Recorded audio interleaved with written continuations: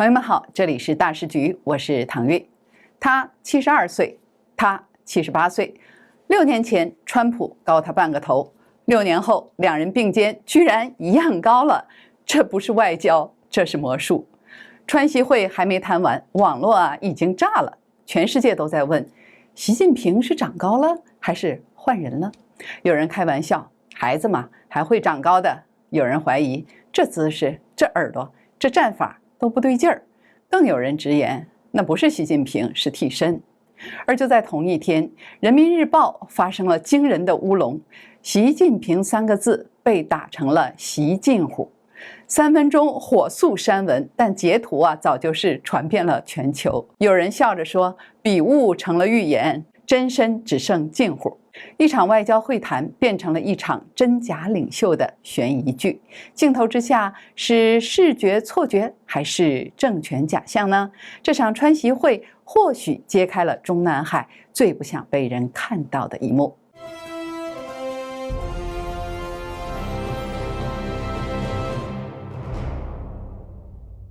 2025年10月30号，时隔6年的川习会在韩国釜山登场。然而，相较于双方会谈的内容，外界更为关注的却是一场视觉上的身高异象。身高1.90米的美国总统川普与身高1.78米，也有人说是180公分的中共党魁习近平，这两人站在一起竟然一样高。而在6年前，也就是2019年的 G20 峰会上，川普和习近平的合照，明显的川普是比习近平要高半个头。在2017年川普访问北京时，和习近平的合照，身高的差距也是一目了然。这怎么6年过后，习近平一下子长了这么高呢？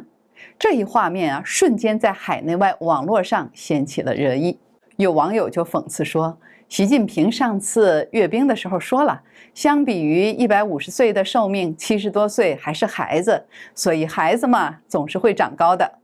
也有人认为这是拍摄角度造成的，摄影师为了突出习近平的伟大形象，刻意压低镜头的角度，以形成视觉上平视的一个效果。不过呢，这些照片并不是从中共的媒体流传出来的，而是网络上的海外媒体拍摄的。他们没有中共所谓的用身高来彰显形象的概念，而且从照片来看，是在2个人的正面拍摄的，而不是从习近平一侧的低角度拍摄的。也有人认为是川普的身高缩水了，因为川普已经快80岁了。不过川普缩水，习近平的身高应该也缩水呀，这不可能是2人逆向涨，川普向下缩，然后习近平向上涨。大多数网友就认为了，说这是因为习近平穿了增高鞋的原因，目的是为了让他自己在镜头和照片中看起来魁梧有气势。还有说，朝鲜独裁领袖金正恩也是靠穿高跟鞋来增加自己身高的。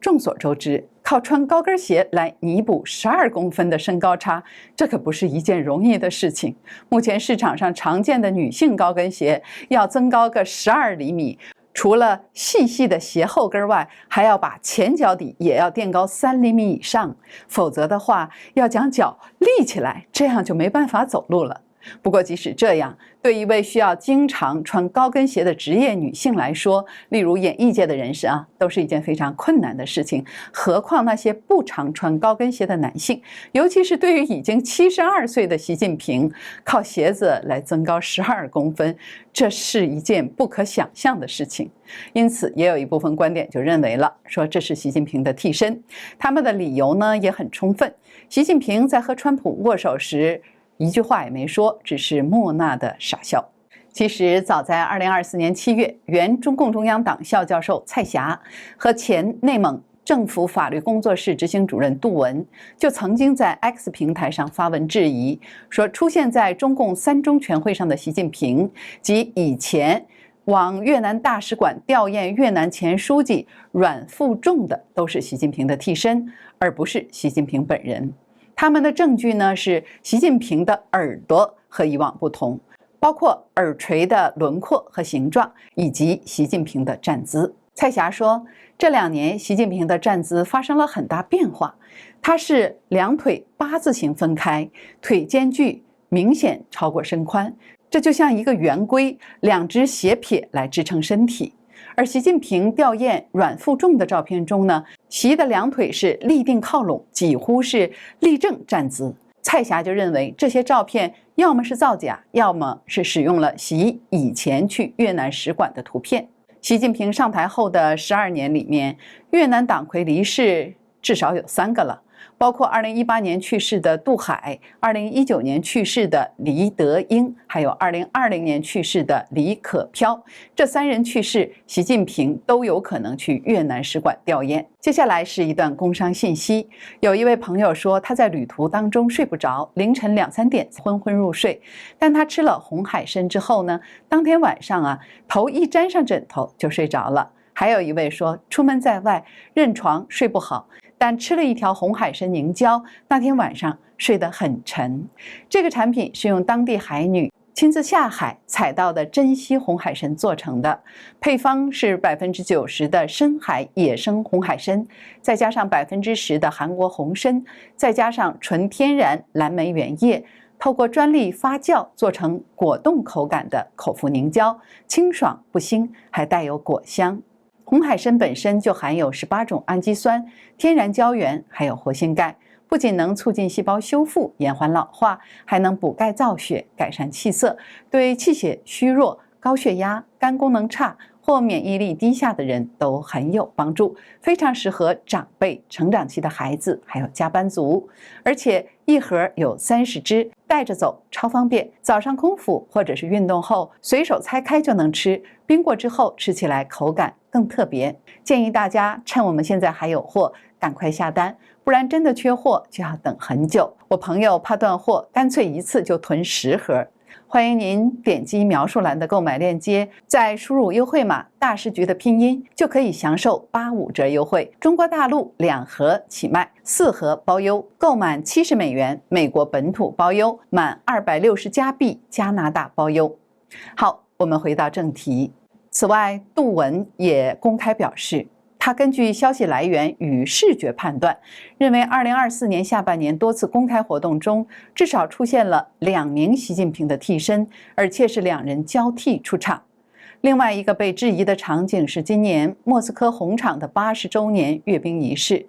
当时习近平应邀出席，画面中的习近平身形偏瘦，神情呆滞，和1年前的形象差别非常大。在海外社交平台上又掀起了一轮替身说的风潮。替身说之所以反复出现，不仅是因为视觉上的异样，更与习近平本人的健康频繁出问题有关。蔡霞在最近芳菲访谈上就表示说，她之所以坚持习近平替身说，是因为根据她得到的消息，去年7月，习近平是真的中风了，而且接受了颅内手术。中共党内的一位层级相当高的人士告诉他，习之所以动手术，是因为他的健康已经到了不得不动的程度了。早几年他就该动了，但是他呢一直拖着不动。去年中共3中全会上又再次突发症状后，已经到了不得不动的地步。消息还告诉他，习近平有一个替身。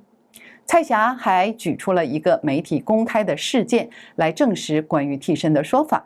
中共3中全会后，去年8月19号，越共总书记苏林上台后访问中国。越南记者拍摄的习近平在北京大会堂东门外广场红地毯上接见苏林的时候，拍到了习近平的右脑勺后面有一个形状规则的剃发区域。蔡霞说，他自己曾经在军队医学院工作了10年，他一看这个形状就知道习近平是做了颅内微创手术。蔡霞认为，这间接地证实了习近平动手术期间替身代替出场的推测。其实呢，这也可以理解。在中共党内权力结构频繁动荡，中共4中全会前夕高层清洗频繁的背景下，习近平如果长期缺席，势必引发权力真空。因此，假如确实有健康不稳的问题，使用替身或以视觉方式延续稳定形象，就成为了可想而知的危机处理手段。从身高突增到僵硬念稿，再到替身的耳垂，川习会引发的舆论风暴超越了单纯的外交层面，又一次成为对中共权力视觉、领导人形象与真实统治状况的部分解码。韩国釜山的川习会没料到啊，让人民日报的一名年轻记者突然在网络爆火。怎么回事呢？这位刚进人民日报还不到1年的新人，在习近平釜山行程时，开头第1句就把习近平的名字打错了，写成了习近乎。虽然这篇报道在3分钟之后就被修改，但错字版本已经被网友截图传遍全网，而报道下方挂着责任编辑马宇航这7个字。好奇的网民啊，立即发动了强大的搜索，迅速地扒出了马宇航的背景、关系网和履历。还有人挖出了人民日报2025年度公开招聘工作人员拟聘用人选公示名单。名单内容显示，在拟录用的前20个人中，只有马宇航是本科生，其他19名都是硕士研究生和博士研究生。网友说，这背景一看就不简单。还有更详细的，马宇航在2019年8月高1暑假时，代表衡水中学参加全国中学生模拟联合国大会。2024年8月大3暑假，作为全国中学生模拟联合国大会学术委员会主席和外交学院模拟联合国学会主席参与本次大会。由此可见，马宇航从中学就抱定了进入外交体系的目标。高中毕业大概率是免试保送外交学院，专业是国际事务与国际关系，一路走的是体制内规划型路线。这让不少网友就断定，马宇航进人民日报关系户是跑不了的。不过，即使他是靠关系进的人民日报，但犯这么大一个错误，把习近平的名字都写错了，这在中共体制内错误可不小。所以啊，全世界的网友也都在关注着他会受到什么样的惩罚。有网友说，有人要惨了，这个编辑赶快跑路吧，准备卷铺盖卷走人吧，铁饭碗没了，请为马宇航默哀3秒。中国前知名记者高瑜在 X 平台上发文就说，排字工、记者、责任编辑、总编室、新媒体中心都得承担责任。